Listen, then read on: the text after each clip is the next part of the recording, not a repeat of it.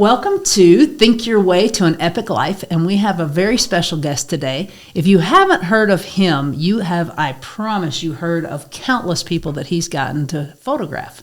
So Kim Ju is kind of a legend here in Albuquerque, and he has taken Casa Dream Team's photos twice now. First time was in 2014. So it's a real honor to get to introduce you to a man who has taken pictures of every president you can think of, the biggest stars in the world, and he's a wonderful positive thinker. He's right there with me. So Kim, thank you so much for coming. Thank you, Kara. I appreciate you.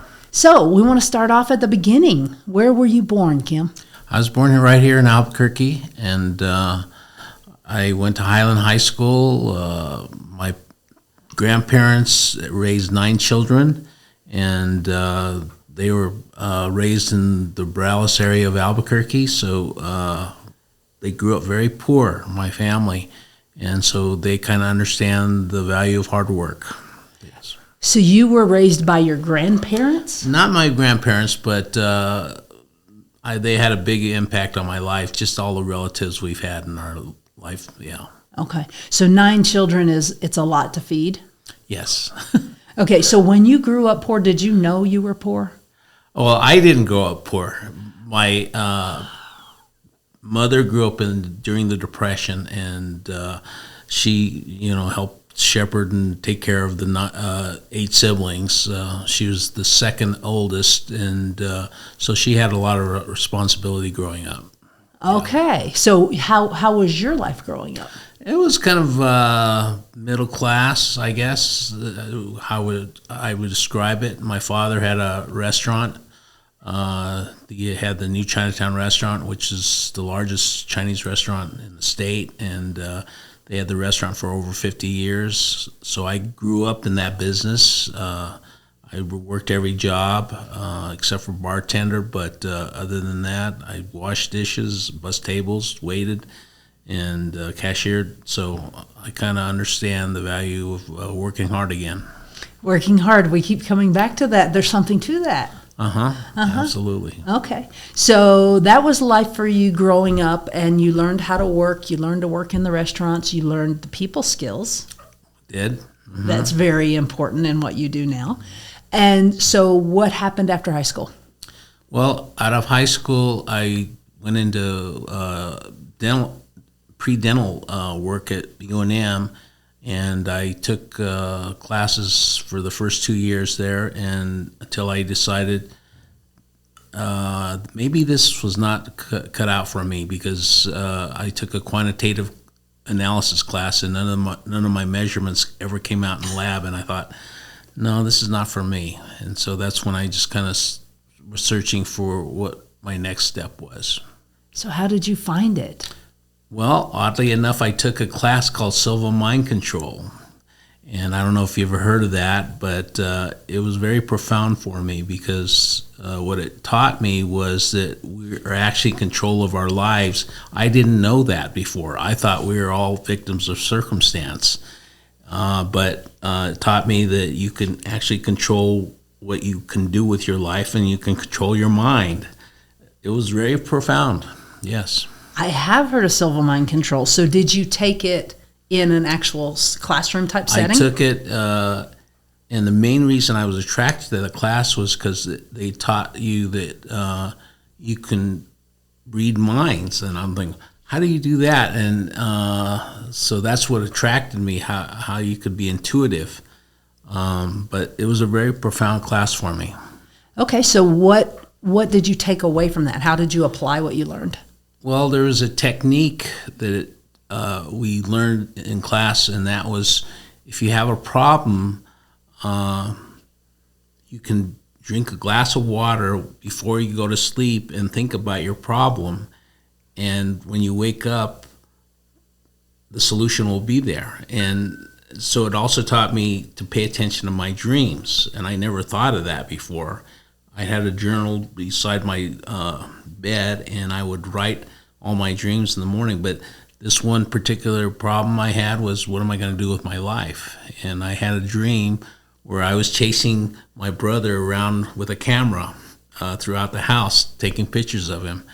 And so I said, well, maybe it's telling me something. And so I did pursue photography as a hobby, and I really enjoyed it. But this kind of led me to saying maybe I could make a living doing this.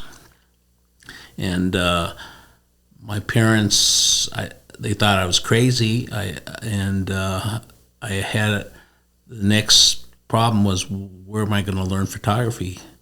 I had another dream where there was a giant map of the United States, and this arrow pointed to Atlanta, Georgia, which is crazy because I'd never been east of Texas before. And there was a photography school in Atlanta, and I decided to go there. It's crazy. Wow, it sounds so crazy at the time. Exactly. Your parents had to be going nuts. Yeah. If they could have fast forwarded to now, they would have said, yeah, go. They asked, how am I going to make a living doing that? It's like saying you're going to be a musician or a rock star. And I just believed in this course quite a bit. And this course also gave me a lot of confidence. I had low self-esteem out of high school, and this course helped me understand the importance of valuing yourself and having confidence. But before that, it never really occurred to me. Yeah. So how did you go from the knowledge that self-confidence was important to actually creating that in your world? Well, it's just a question of learning your craft and understanding that the more you learn things, you can become confident and build self-esteem. So that's the other reason why I went into photography. The camera was always kind of a shield for me because I could hide behind the camera, and it gave me a kind of a quiet confidence that I could say things to people that I could not say to them outside the camera. So it was very interesting, yeah. You know, that just took me back, a flashback to the first time you did Casa Dream Team's photography, and you were cracking jokes, and you were behind your camera, and then I cracked a joke, and you really liked it, and you peeked out, and you're like, I want to write that down. It was like you came out from behind, so I can sure see you still kind of hide behind that camera a little bit. I do, yes. Oh my gosh. Okay, so this is wild to me. So you grew up just an average, everyday kind of guy. You found the Silva method. You didn't just take the class. You used the class. It got you to do something crazy like go to Georgia to go to school. Well, that class also taught me that we could program our minds. It's kind of like what you put into it. It's like being a software program. You can output it. And so that course taught you to have affirmations, positive affirmations about yourself. And, during this time, I'm sure you've heard of the Earl Nightingale course, The Strangest Secret, which was we become what we think about all day long. And so that's part of what I did every day. I would tell myself, I'm going to be a great photographer. And so I programmed myself to think that all the time. And that's one of the lessons I always taught my kids. You become what you think about all day long. Hey, you have wonderful children, by the way. I know just one of them very, very well. She's amazing. Look at that smile. I haven't seen that smile the whole time. You just think of Chloe, and it's just like, Yes. Yes, she's a beautiful person in every way. I didn't know you knew Chloe. I did. We went to church together. Oh, wow. It's been a minute. Like probably 10 years, maybe. Oh, yeah. It's been a long time. That's fantastic. It's a small, Albuquerque's pretty small. It is. Pretty small world. Okay, so back to your growth. You talked to yourself, which people listening who are not into growth. And we're our own worst critics. We always beat up on ourselves, and you got to watch the language you give yourself. Instead of saying how stupid I am, you say, no, how come I'm so brilliant? I wake up every morning telling the Tony Robbins. We become the quality of our life is determined by the quality of questions we ask ourselves. So before I wake up every morning, I say, how can I make today the greatest day of my life? How can we make a difference in what I do? So that little sentence from Tony Robbins was invaluable too. Yeah.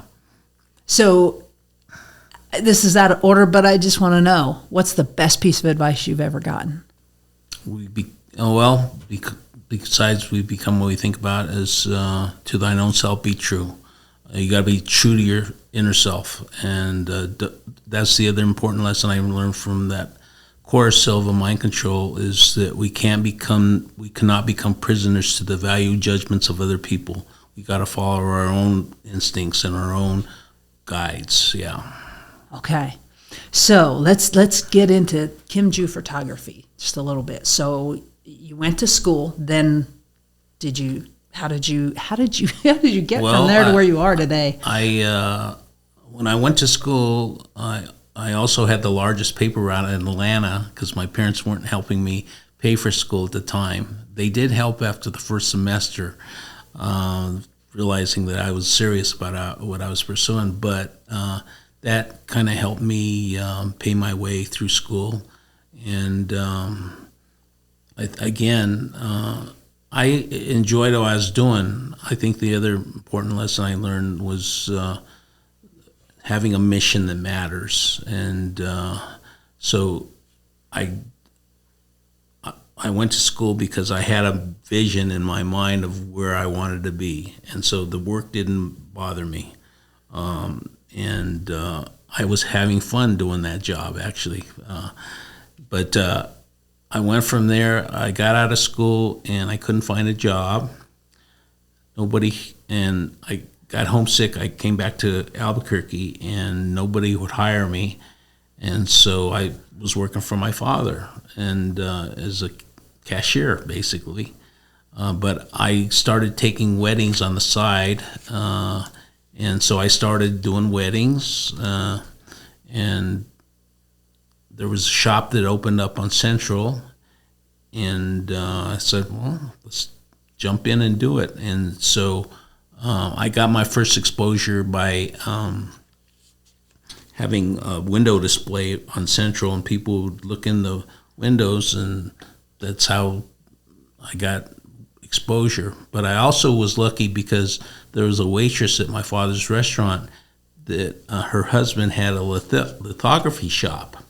And she asked me one time, would you like to photograph R.C. Gorman? And R.C. Gorman was kind of a big deal at the time. So yeah. And so I photographed him making prints. And those pictures led to the Tamarind Institute seeing those pictures. And so I got a job at Tamarind Institute. And there was exposure to all these big name artists that I had no clue who they were, but I got to photograph them. And later on, I found out some of the biggest names in art were working through there. So that was kind of my exposure to kind of celebrity. And, you know, I also got a job photographing for Albuquerque magazine, which is a startup. There was a first color magazine in Albuquerque.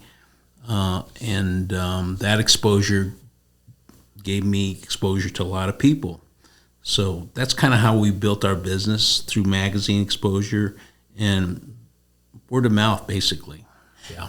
So just curious, all those places that wouldn't hire you as a photographer, what do you think they're thinking these days? Well, they just didn't have the openings at the time. Oh, okay. And I went looking for the biggest names in photography, but they just didn't have any openings. They liked my work, and but they just weren't hiring. So you had to make that's what they told me anyway. Build your own business. Well, I asked my father at the time, how do you learn the business? He said, you just do it. You just jump in and do it. That's how you learn it. Do you have to be willing to crawl before you can walk? Exactly. Okay. So you went from looking for a job to building your own business. What would you say to someone who is young and has an incredible amount of passion for whatever, whether it's photography or video or baking cakes? What would you tell them? Well, just keep pursuing your passion, and you're only as good as the last photograph or job that you do, and you pursue it with passion and give it your all. And so I would always put myself in people's shoes, whoever I was photographing, and we as human beings have a need to always look good, and so that was always in the back of my head. We photograph a lot of big families, like up to 30, 50 people, so, and even as big as 100, but I realized that the picture failed if particularly the mother didn't like how she looked. So the mother's got to look good. But not only that, when people look at a photograph of their family, the first person they look at is themselves. And so that portrait fails if everybody doesn't look good. So that was kind of my guiding light. Like it goes back to a mission that matters. We hired Rick Johnson advertising agency back then, and they came up with a brilliant slogan for us, which was, "We bring out the best in you." I told them what we were about, and they had a copywriter that was, I thought, brilliant, and he came up with that slogan, and we've used that slogan ever since. But it says everything about what we're about, and it is kind of a mission that matters, something that has deep meaning for all of us, and gives us a reason to get up in the morning and make a difference in people's lives. And who doesn't want to look good, right? Absolutely, and you do such a good job of that. You Well, do. hopefully, like I said, we're only as good as the last picture we take. So You got into celebrity. You have photographed countless huge names that most people would probably have their knees buckled just to see, let alone now you have to bring out the emotions and you have to bring that out of them. How do you do that? Well, it's just making people feel important. I think that's the other valuable lesson we learned, is that I picked up a book, and I do not to this day remember the name of the book, but the whole importance of the book was that make everybody in the world feels like they're the most important person in the world. And it goes back to Mary Kay Ash, the cosmetic lady, that had a sign that said, "Make me feel important." And so we want to make sure everybody feels important. And I'll always remember when I was little, we went to a portrait studio in Albuquerque, downtown Albuquerque, and I have two other brothers, and this photographer kept on fawning over my middle brother, saying how good looking he was and everything. And I was thinking, what am I, and it's like he didn't pay attention to me. And I'll always remember that you got to make everybody feel good about themselves. So that's how I approached every session we did. Everybody is very important, and so that's exactly how the guide we always use. Yeah. Okay. What was one of the most fun? I know you can't say it was the most fun because you don't want to hurt anybody's feelings, but other than Casa Dream Team. Well, yes. What was the most fun photo shoot you got to do? Well, I got to photograph Don Rickles, and he's just a funny guy. And oddly enough, Bill Cosby was very funny. And, I have to kind of hide his pictures now. But he was a very funny guy. The comedians that are naturally funny, they're always fun to photograph. Yeah. Yeah. Who was the most, well, can you say? You don't have to answer. Well, there was one celebrity in particular that just was a jerk. But other than that, yeah, I'm not going to say. But everybody else has been. Oh, yeah. Well, even the biggest, the presidents. If you think about it, the presidents all have to be nice because they know word's going to get out about how if they have a bad attitude and they're treating people badly. So they're probably the most nice people, actually. How did you get contracts? Do you have a contract with the White House? No. Basically, I photographed Bruce King back in the day, and I made him look pretty good. And he had a lot of contacts. He was friends with the Clintons. And we also got to photograph Pete Domenici. And just photographing those two politicians, word got out to the Republican Party and the Democratic Party. And so the first really big celebrity I got to photograph was Barbara Bush. And I got a call from the White House one day, and they asked, would you like to photograph the First Lady? I jumped at it, and so... No, I'm busy that day.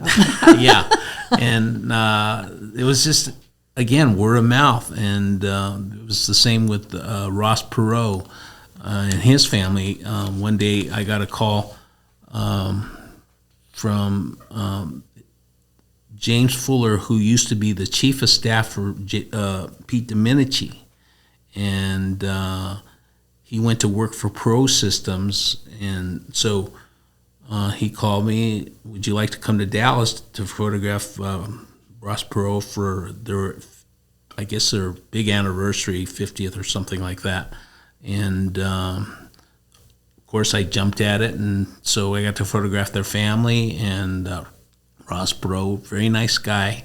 But again, it was just word of mouth and people knowing people.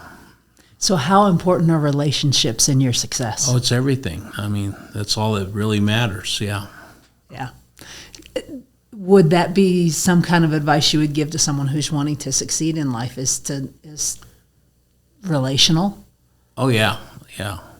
Again, you treat anybody badly, the word's going to get out. So you treat everybody like a rock star, Absolutely.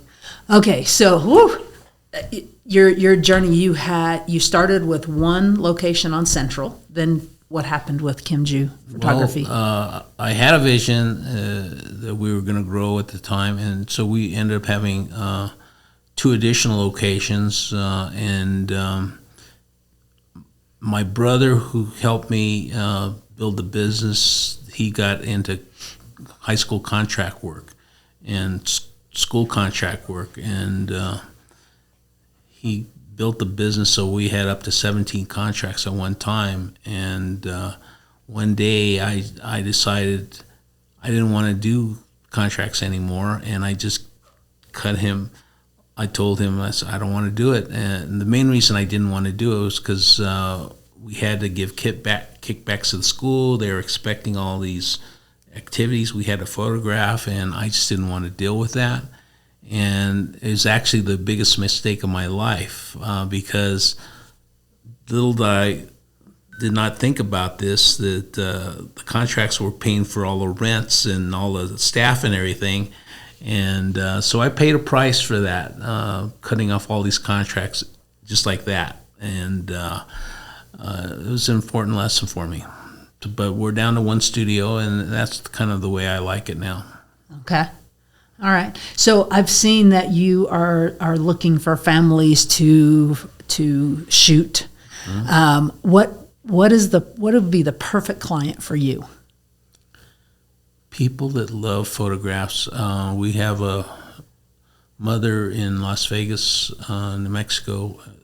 She drives her kids out to our studio, and they're all very successful, the kids, and she just loves photographs, and any picture we take, she wants.